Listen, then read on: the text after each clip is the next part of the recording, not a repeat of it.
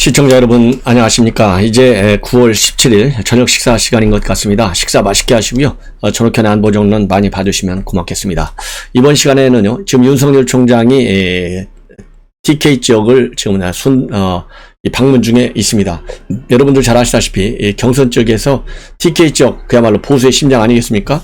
그리고 이 당원들도 굉장히 많고, 그리고 갈수록 2차, 3차 갈수록 당원 비중이 높아져요. 이번 1차 경선에서는 20%밖에 반영이 안 됐지만요, 2차 경선에서는 30%, 그리고 마지막 최종 경선에서는요, 무려 당원 비율이 50%로 높아집니다. 그렇기 때문에 이 TK 지역에 말하자면 이 정성을 쏟을 수밖에 없어요. 그래서 오늘 이 박정희 대통령의 생가를 방문하고 또 포항 지역을 방문해서요, 지역민들 그리고 포항 지역의 우리 당원들과의 결속을 다지는 행사를 가졌는데요, 좀 불미스러운 불상사도 발생을 했습니다. 이런 말씀을 모아서 이런 뉴스를 정리해드리고, 또 지금 현재 어제 사실상 이제 대박이 났지 않습니까? 이 TV조선 시청률을 보면 평균 시청률이 6.7%로 대박이었었고요. 그리고 홍준표하고 그 다음에 윤석열, 홍준표 후보의 조국 수사에 대한 이 공세, 그리고 윤석열 총장의 반박, 이 순간 시청률이요, 아주 최고를 찍었다고 그래요. 수도권에서 7.9%, 그리고 8.64%를 찍을 정도로 굉장히 말하자면 뜨거운 이 관심을 보여줬어요. 그러다 보니까 지금 이제 언론에 보면요, 과연 이러한 시청률 대박에 이어서 이 테마주들이 어떻게 바뀌었느냐, 이런 것들도 이제 언론들의 관심이 되고 있습니다. 그래서 어제 토론이 끝난 이후에 가장 대표적인 후폭풍이 조국까지 말하자면 이렇게 옹호하고 비호하는 듯한 발언을 한 이 홍준표 후보에 대한 이 비판 여론이 아주 상당히 가속화되고 있고, 그러다 보니까 이 홍준표 후보 여러 번 반복적으로 계속해서 입장문을 내면서요, 본인이 그렇게 얘기하지 않을 수 없었던 그런 불가피한 사정도 설명을 하지만, 이제 진중훈 교수를 비롯한 일각에서는 이거 결국은 조국 세력들 지지받으려고 하는 거 아니냐, 즉 역선택을 유도하는 것이 아니겠느냐, 이런 또 비판까지 나오고 있습니다. 그렇지만은 자초지종 어떻게 됐든지 간에 홍준표 후보는 이제 꼬리를 내렸어요. 그게 국민들이 지적하는 얘기라고 한다면 본인은 겸허하게 듣겠다, 이렇게 해서 꼬리를 많이 이제 내려놓은 상태고요. 그러다 보니까 윤석열 총장의 이 말하자면 이 반박 논리, 대응 논리에 대해서는 별다른 비판이 없어요. 그래서 그것이 이제 윤석열 테마주와 홍준표 테마주에 상당한 영향을 줬다. 그래서요, 윤석열 테마주의 경우에는 전부 다 상당히 많이 올랐고요, 그리고 홍준표 테마주는 전부 다 많이 내렸다, 이렇게 지금 알려지고 있어요. 그 대표적으로 윤석열 테마주로 꼽히는 대표적인 주들이 덕성이 있고, 저는 이런 거 주식에 관심이 없어갖고 전혀 모르는데, 덕성, 서현, 이런 이 회사들이 대표적인 윤석열 테마주라고 그래요. 이 덕성 같은 경우에는 대표이사가 윤석열과 대학교 동문이기 때문에 테마주로 떠올랐다고 합니다. 그래서 이 덕성은 전일 대비 8.7%가 올라가지고요, 17,500원에 오늘 장을 마감했다. 그리고 불과 1년 전만 하더라도요, 주당 가격이 불과 4,000원대에 불과했다고 합니다. 그리고 또 다른 테마주 서현은요, 윤 총장과 무관하다, 이렇게까지 공시를 하고 있는데, 윤 총장하고 사회자 중 한 명이 윤 총장과 대학 동문이다, 이렇게 하면서 테마주로 떠올랐다고 그래요. 그래서 6.26%가 올라서요, 12,750원으로 종가를 만들었답니다. 서현은 자동차 부품 기업의 지주회사고요, 앞에서 말씀드린 덕성은 합성 피혁과 합성 수지 관련 회사라고 합니다. 자, 그리고 이제 홍준표 후보의 테마주로는요, 상당히 많이 빠지고 있는데, 대표적인 테마주 중에 하나가 MH 에탄올이라는 주가인데요, 전일 대비 13.5%가 내려서 14,100원. 이 MH 에탄올은요, 진해 오션 리조트의 최대 주주인데, 홍 의원이 경남 도지사 할 적에 당시에 중점 사업으로 추진했던 진해 웅동 복합 리조트 사업이 관심을 받으면서 테마주로 분류가 됐다고 합니다. 그리고 또 다른 테마주 보강산업 주가도요, 5.7%가 내려서 1750원에 장을 마감했다고 그래요. 이 보강산업은 홍 의원이 과거 도지사 할 때 밀양 신공항 관련주라서 테마주로 분류됐다고 합니다. 그리고 또 하나 TBC 전일 대비 7.99% 하락. 이 TBC는요, 이 자유한국당 시절에 홍 의원이 공천 의원으로 활동했던 배영일 영남대 교수가 사회이사이기 때문에 이렇게 또 테마주로 구분이 되고 있다고 그래요. 자, 어떻든 일단 뭐 테마주 주식하는 분들이 알아서 할 것이고요. 저는 이런 건 전혀 모르기 때문에 그냥 이것이 또 언론과 우리 국민들이 또 관심을 받는다, 이런 취지에서 참고로 소개해 드린 겁니다. 그리고 이제 어제 있었던 얘기인데요. 고 조영기 목사 빈소를 윤석열 총장이 문상을 했어요. 거기에서 뭐 이때 교계 원로들을 많이 만났다고 그래요. 이영훈 여의도 순복음교회 담임 목사, 아주 뭐 유명한 사람들이죠. 김사만 명성교회 원로 목사, 오정현 사랑의 교회 담임 목사, 그 다음에 김장환 극동방송 이사장, 그 다음에 오정호 대전 새로남교회 담임 목사, 오정현 목사하고요, 오정호 목사는 아마 형제지간일 거예요. 이런 분들하고 쭉 인사를 나누고 있는데요. 김장환 이사장의 요청으로 현장에서 즉석 기도를 하고, 오정호 목사가, 그리고서 이제 김장환 이사장이 하나님 믿어야 돼 이러면서 시작이 돼가지고 결국은 오정호 목사 이 기도가 끝나니까 다시 한번 어깨를 두드리면서 이제 하나님 믿어야 돼 이렇게 당부를 했다고 하는데요. 결국은 이제 이게 안수 기도라고 합니다. 안수 기도. 그래서 어제 이 안수 기도까지 윤석열 총장이 받았다. 이것이 또 언론의 큰 관심 중에 하나로 지금 보도가 되고 있습니다. 그래서 오정호 목사님 이 기도 말씀에 하나님 아버지 우리 윤석열 믿음에 가족 되기를 원합니다. 그러면서요, 우리 대한민국의 자유민주주의가 지켜질 수 있도록 은혜를 베풀어 주시며 대통령 후보로서 모든 만남과 지혜가 뜻되어 주십사. 우리 민족의 역사를 새롭게 하도록 주님 함께 해 주시옵소서. 그리고 국민들의 마음을 얻게 하도록 솔로몬의 지혜로 일깨워 달라. 윤 후보의 귀한 가정과 자녀들, 가족에게도 주님이 함께 하시고 모든 일이 순전하게 이루어지도록 복을 허락해달라. 상당히 좋은 기도 말씀인 것 같은데 사전에 준비해 오지 않았나 하는 생각도 들고요. 또 뭐 이 오정호 목사님도 아주 공부도 많이 하시고 훌륭한 목사님이라서 이 정도 기도문이야 다 하시겠죠. 하여튼 좋은 이런 기도 말씀, 이 크리스찬이든 아니든 떠나서 정말 자유민주주의가 지켜지는 대한민국 우리가 만들어야 되지 않겠습니까? 예, 그런 점에서는 우리 국민들에게도 이 종교 여부가 특정 종교가든 아니든 간에 상당히 의미 있는 메시지가 아닌가 하는 생각이 들어요. 그러면 이제 오늘 대구, 포항 이 방문 동정을 말씀을 드리겠는데요. 우선 포항 북구 파평용시 윤신달 장군 묘를 참배했고요. 그 다음에는 포항에서 또 이 포항 당협, 북구 당협 당원들을 만나고 또 죽도시장을 방문해서 상인들과 이 결속을 다졌습니다. 그래서 이날 이강덕 포항시장으로부터요, 지역 현안 관련 건의사항을 청취하고 영일만 대교 건설, 그리고 친환경 수도도시 조성 등 이 지역 개발과 관련된 공약도 얘기를 했습니다. 그리고 포항당협위원회를 방문해서는 윤 총장이 뭐라고 얘기했냐면, 제가 확실하게 정권을 교체한 뒤에 이 정부처럼 내로남불에 부패하지 않겠다. 그리고 대통령 측근도 범죄를 저지르면 반드시 감옥에 보내는 걸 국민이 보시도록 하겠고, 그것이 바로 제대로 된 국가다.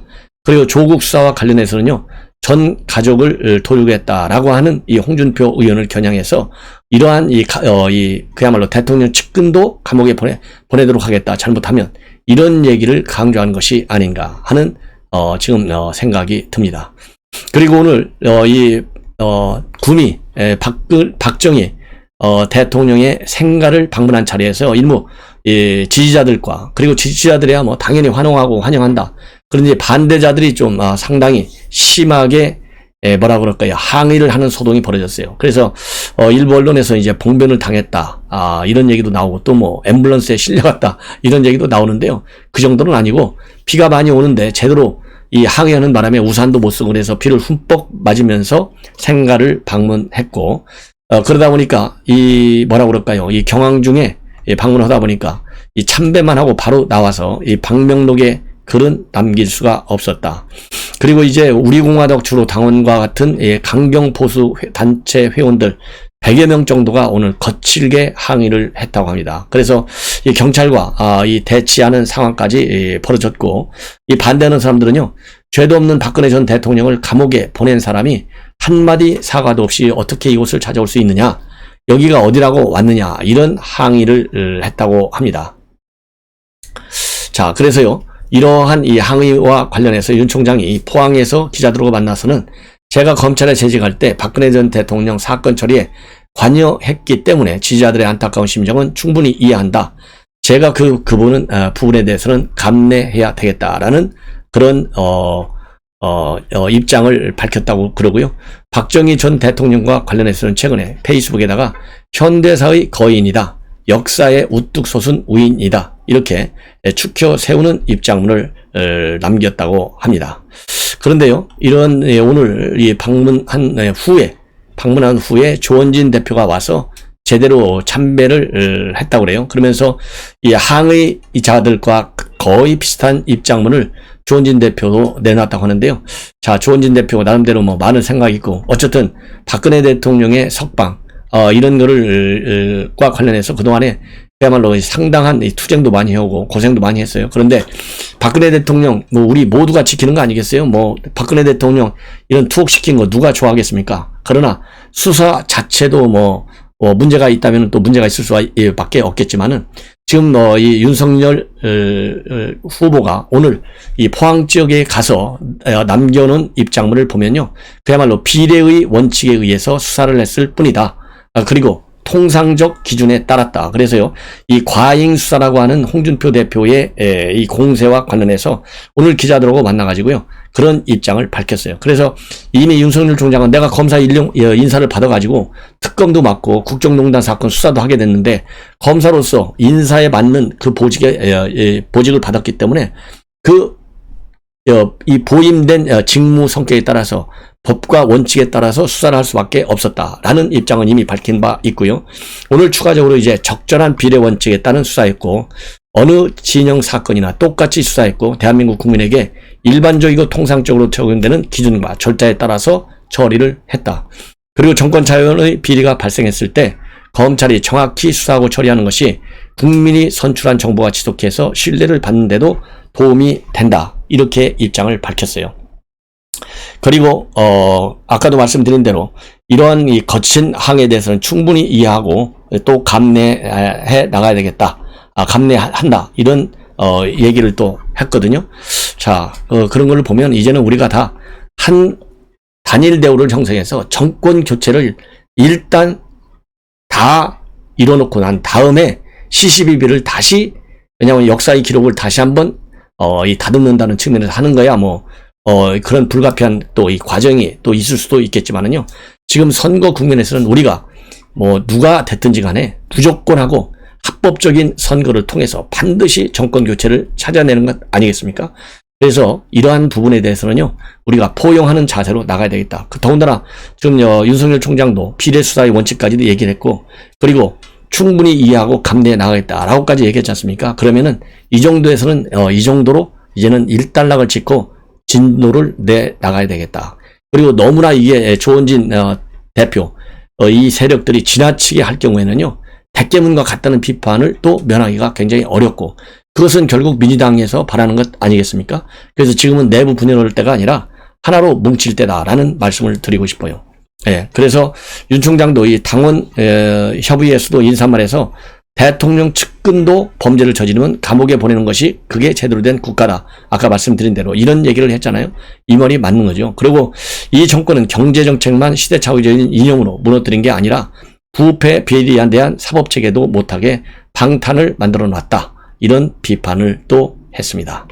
자, 이렇게 해서요, 오늘 경북 대구, 포항, 구미 이런 지역 방문 동향을 말씀을 드렸고요. 이제는 이재명 지사에 대한 이 비리 의혹, 제가 보기에는요, 고발 사주 의혹은 전혀 내용이 없다. 이것이 저의 시종일관의 결론이기 때문에 그거는 아무리 여권에서 파봐야 별 볼 일 없어요. 막말로 얘기해서. 오히려 윤 총장이 깨끗했구나, 떳떳했구나, 당당했구나, 그러니까 끝까지 버텼구나, 그래서 이렇게 국민 지지율이 높이 올라가는구나, 그래서 정권 교체를 윤 총장한테 기대를 많이 하는구나, 그래서 국민의 지지율이 굉장히 압도적으로 높은 거 아니겠어요? 이러한 일련의 이런 연쇄 사슬 반응에 오히려 더 큰 지지 역할을 할 것이다. 이 지렛대 역할을 할 것이다. 저는 그렇게 봅니다. 그런데 이에 반해서요, 이재명 지사가 지금 나오고 있는 대장동 특혜 의혹 비리는요, 갈수록 눈덩이처럼 지금 쌓이고 또 쌓이고 있어요. 그래서 이 대장동 사건이 말이죠. 이번 지금 이제 추석 이후 25, 26 전라남북도, 광주 이 경선을 앞두고 있는데요. 이번 선거에 참여하는 비율이 거의 30%, 28~9%에 육박할 정도로 상당한 영향이 있어요. 그래서 지금 이낙연 대표 쪽으로는요, 친문계 의원들, 그다음에 정무직 공무원들 이런 사람들이 아주 그냥 상당히 빠른 속도로 캠프에 지금 가입하고 있다 이런 보도가 나오고 있고요. 그렇기 때문에 이낙연 대표는 그야말로 의원직까지 집어 던지면서 이번 호남 경선에 임하고 있어요. 한쪽에서는 그러니까 자기 지지율을 그렇게 높이는 것이고 다른 한쪽에서는 이재명을 때리는데 이 대장동 사건이 아주 김부선 씨의 스캔들 이거는 벌써 4년 전부터 나왔잖아요. 형수 욕설 4년 전부터 나왔잖아요. 이번 대장동 특혜 의혹은요. 이번에 장기표 우리 국민의힘의 후보가 전격적으로 공개 폭로하면서 완전히 대서특필되고 있어요. 그래서 이제 우리 시청자 여러분께도요. 제가 이 대장동 특혜 의혹과 관련해서 수시로 보도를 이제 할 예정으로 있습니다. 그 정도로 이재명의 운명이 걸려 있어요. 근데 지금 호남 쪽 여론조사를 보면 이 대장동 사태가 제대로 반영이 되지 않는 측면이 좀 상당히 있다. 그래서 25일이면 아직도 일주일이 남았기 때문에요. 이 대장동 특혜 의혹이 그때쯤 되면 얼마만큼 이 마이너스 바람이 불지 한번 지켜볼 일인데요. 자, 이거 엄청난 사건입니다. 예, 그래서 오늘 지금 보도에 무슨 보도가 나오고 있느냐? 이 조선일보 보도인데요. 이게 법조계에서 나오는 얘기입니다. 이거 특검하자. 왜냐면요, 국민의힘에서 자, 화천 대유는 누구 건가요? 지금 이게 아예 백드롭에 그렇게 딱 나와 있잖아요. 그 정도로 국민의힘에서도 모든 당력을 동원하고 있어요. 그래서 국정조사 특검 얘기를 지금 꺼내고 있고요. 또 이재명이는 나는 깨끗하다. 그래서 당당하다. 그러니까 어떤 형태의 수사도 받겠다. 이렇게 지금 나오고 있고 청와대 청원파는요. 제가 이미 말씀드렸잖아요. 문재인 대통령이 은근슬쩍 이재명인을 지원하고 있다는 신호들이 그동안에 몇 차례 나왔어요. 자, 이런 걸로 보니까 이 청원까지 지금 대장동 사건과 관련해서 올라왔거든요. 근데 대선에 영향을 주는 이런 청원은 청와대는 닫겠다. 이런 입장을 발표했기 때문에 그 차원에서 문을 닫아놨어요. 이거는 맞지 않다. 왜냐하면 국민들이 여론을 통해서 그야말로 이 수사하도록 지금 압박을 가는 거 아니겠어요? 그러면은 청원에 올라가서 문 닫았다고 그래서 그거를 비공개로 처리했다고 그래서 이 대장동 의혹이 없어지는 겁니까? 아니지 않습니까? 그야말로 국가의 운명을 좌우할 대통령을 뽑는데 대통령의 자질이 어떤 거를 아는데 대장동 사건이 중요해요. 그렇기 때문에 청와대의 이러한 비공개 조치는 옳지 않다. 오히려 이 말이죠. 청와대 청원이 몇 명 올라갔냐 안 올라갔냐 이것도 물론 중요하지만 온라인 선상에 지금 떠들고 있는 그 강한 비판 여론 그리고 온라인이 아니고 일반 이 언론 매체 또 유튜브들 방송 이런 것만 보더라도요 어마어마한 압박이 지금 가해지고 있어요. 그러다 보니까 지금 법조계에서는요 한동훈이를 검사장을 특검으로 임명을 해야 된다 이런 말까지 나오고 있어요. 왜 그러겠습니까? 현 검찰의 검찰을 믿을 수 없다는 것이죠. 왜냐? 여러분들 그래서 이 조선일보에서요 아주 자세하게 보도를 하고 있습니다. 만약에 대장동 개발 의혹이면 이게 성남 관할이잖아요. 그래서 성남을 관할하는 성남지청 또는 수원지검에 배당될 수밖에 없는데 성남지청장은 누구냐? 박은정 검사예요. 박은정이는 누구냐? 지난 추미애 때 말이죠. 윤석열을 징계하려고 감찰을 담당하면서 이 추미애의 최근 측근으로 일했던 사람이 박은정이에요. 그래 이런 사람 믿을 수가 있겠어요? 윤석열 징계에서 아주 핵심 역할을 했는 친정권 인사인데 안 되잖아요. 그러면 수원지검은 지검장이 누구냐? 신성식 검사예요. 신성식이는 누구냐? 작년 7월에 말이죠. 중앙지검 3차장 검사할 때 채널A 기자하고 한동훈 검사장 녹취록에서 유착 정황이 확인됐다. 이런 KBS 보도가 있었어요. KBS에 사과 방송했잖아요. 아이고 죄송합니다. 제가 잘못 보도했습니다. 한동훈 검사장이 5억짜리 손해배상 청구해놓고 있잖아요. 이 KBS에 오보를 내게 한 취재원으로 거론된 사람이 바로 신성식 검사예요. 자, 이러니 이 사람을 우리가 신뢰할 수 있어요? 수원지검하고 안양지청 안 된다 이거예요. 자, 그러면은 관할검찰청이 아니라 하더라도 경제범죄 특화수사청이 어디냐면요.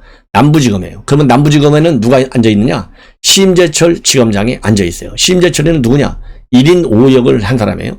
제보자도 했죠. 고소인도 했죠. 검사도 했죠. 징계위원도 했죠. 증인도 했지. 이렇게 1인 5역을 한 사람을 어떻게 수사를 시키겠어요? 말이 안 되잖아요. 자, 그러면은 전국 최대지검, 중앙지검이 맡기냐? 이것도 안 돼. 왜? 중앙지검장이 또 누구예요? 이정수 검사잖아요. 이정수가 누굽니까? 박범계의 고등학교 후배예요. 이러니까 시킬 사람이 없어. 제일 큰 중앙지검 안 되죠. 경제범죄 특화 수사청인 남부지검 그래서 안 되죠. 지역적 관할인 성남지청과 수원지검은 그래서 안 되죠. 이러니까 결국은 이제는 특검을 임명해야 되겠다. 예, 법조계에서는 특검 임명하려면 결국은 객관적으로 특검을 할 수 있는 역량을 가진 한동훈밖에 없다. 그래서 이런 얘기가 나오다 보니까 참여연대 출신의 김경률 회계사가 뭐라고 했느냐, 이 대장동 개발 의혹을 당장 수사해 달라라고 하는 기사를 공유하면서 말이죠, 한동훈 검사장을 수사 책임자로 받으면 오케이 고, 이런 글을 올리고 있습니다. 자, 뭐 그러면 여러분들 이거 얼마나 이게 지금 대장동 개발 화천 대유의 비리 의혹 왜 있는지 요 부분에 대해서만 제가 간략하게 말씀을 드릴게요. 우선 이 화천 대유와 관련해서요, 윤석열 측에서도 화천 대유는 도대체 누구 거냐, 반드시 이재명과 화천 대유 이 관계에 관해서 공수처는 수사하라, 이런 논평을 내놨어요. 그러면 화천 대유와 천화동인 1호부터 7호간 받아간 배당금을 모두 합하면 4천억 원이 넘는데, 이뿐만이 아니다. 낙찰만 받으면 무조건 큰 수익이 남는 금싸라기 땅 대장동 지구의 아파트 부지 40%를 화천대유가 경쟁 없이 입찰 없이 가져갔다. 땅값만 올라간 게 2천억이라는 거예요. 여기서 수익금 낸 게 4천억. 그래서 6천억 원 정도의 이익을 냈다는 겁니다. 예. 그래서요, 이상하게도 대장동 개발 사업의 대주주인 성남도시개발공사는 한 필지도 가져가지 않았고 보이지 않는 손이 조직적으로 움직인 게 아닌가 하는 의문이 된다. 그러면서요, 배당금 4천억 원에 경쟁 없는 부지 낙찰로 2천억의 수익까지 모두 6천억 원이라고 하는 어마어마한 돈을 화천대유 소유주와 그 지인들이 가져간 것이다. 그럼에도 경기도지사는 5천억 원 넘는 수익에 성남시에 돌아간 모범 사업이라고 항변한다. 그러면서 화천대유는 누구 거냐? 공수처와 검찰은 빨리 수사를 해라, 이렇게 밝히고 있습니다. 주장하고 있어요. 그래서 이제 화천대유 제대로 좀 수사를 해야 되겠다라는 말씀을 드리고, 자, 이거는 이제 중앙일보에서 이 보도하고 내용인데요. 여러 보도들을 쭉 정리해 보면 이 화천대유 왜 문제가 있느냐? 예. 우선 여러 가지가 이유가 있어요. 그래서 이 문제가 제기될 수밖에 없는 그런 이유가 여러 가지가 있는데, 우선 거물들 이름이 지금 많이 오르내리고 있어요. 거물들. 예, 거물들. 그래서 지금 문제가 제기되고 있는 겁니다. 거물들. 예를 들어서 곽상도 아들, 박영수 특검의 딸, 이런 사람들이 들어가 있고, 또 그 다음에는요, 또 원유철 전 미래 한국당 대표도 고문으로 재직하고 있었다라는 보도가 나오고 있어요. 예, 이 정도로 거물들이 많이 들어가다 보니까 왜 이렇게 유력 인사들이 한꺼번에 다 나오냐 이 말이에요. 그 권순일 전 대법관도 들어가 있고, 그래서 이게 문제고, 또 강찬호 전 수원지검장도 자문 변호사로 또 들어가 있어요. 예, 이래서 이게 의혹이 들어갈 수밖에 없다. 그 다음에는요, 과연 그러면은 어떤 또 문제가 있느냐? 과연 이 실세들 어떻게 해서 이 화천 대유 인물들하고 이재사고는 어떤 연관이 있느냐? 여기에는요, 점선은 있지만 실선은 없다. 그래서 점선 중에 하나가 바로 권순일 전 대법관 맡은 강찬우 전 수원지검장, 이런 사람들이 말하자면 점선인데 이게 실선이 아니냐, 이거를 좀 밝혀야 되겠다는 거예요. 이런 이제 의혹이 있고, 그 다음에 투자자 미스터리가 있습니다. 왜냐하면 3억 5천을 투자해가지고 4,040억이나 되는 배당금을 받았는데 투자자가 누구인지 아직 정확히 나타나지 않고 있다는 겁니다. 예, 그래서 화천대유와 자회사인 천화동인 1호, 그리고 나머지 배당금 2,832억 원을 챙긴 투자자 6명, 즉 천화동인 2호에서 7호까지 실소유주 정체가 드러나지 않고 있다는 거예요. 그래서 이게 결국 짜고 치는 고스톱이 아니냐, 이런 의혹들, 이 세 가지 의혹 때문에 화천대유에 대한 이 검찰 수사 반드시 필요하다, 이렇게 돼 있고요. 그 6명, 그러니까 이제 한 명은 화천대유의 대주주예요. 화천대유 대주주는 이제 머니투데이까지 기사가 다 나왔어요. 머니투데이의 이 기자 출신이다, 법조 출입 기자이다, 이런 이름까지 다 나와 있는데, 김모 대주주, 이 사람 플러스 6명이 돼 있어요. 그래서 6명인데 그 중에 4명은 화천대유 대주주하고요, 그 대주주 관련 가족과 지인들, 이게 4명이고, 나머지 3명은 누구냐? 화천대유와 관련된 그 지역 개발업체, 있는데 그 지역개발업체 관련 인물들이 3명이다. 이렇게 되어 있는데요. 이 7명의 정체가 아직도 베일에 가려져 있다는 겁니다. 그래서 의혹이 계속해서 쌓일 수밖에 없다. 이렇게 지금 보도가 나오고 있습니다. 그래서 우리 시청자 여러분들요, 이것도 시간이 지나면 7명 곧 다 나올 거예요. 예. 그리고 이 화천대유의 대주주 아주 구체적으로 누군지, 제가 다음 시간에요, 적절한 수준에서 여러분들께 자세하게 정말 그 실체를 한번 보도해 드리도록 하겠습니다. 시청자 여러분, 이것으로 제 저녁 방송을 마치고 이제 식사 후에 다시 중요한 뉴스로 모시도록 하겠습니다. 시청자 여러분들, 빨간색 구독 버튼 그리고 논평 마음에 드시면요, 좋아요 꼭 좀 부탁드리겠습니다. 감사합니다.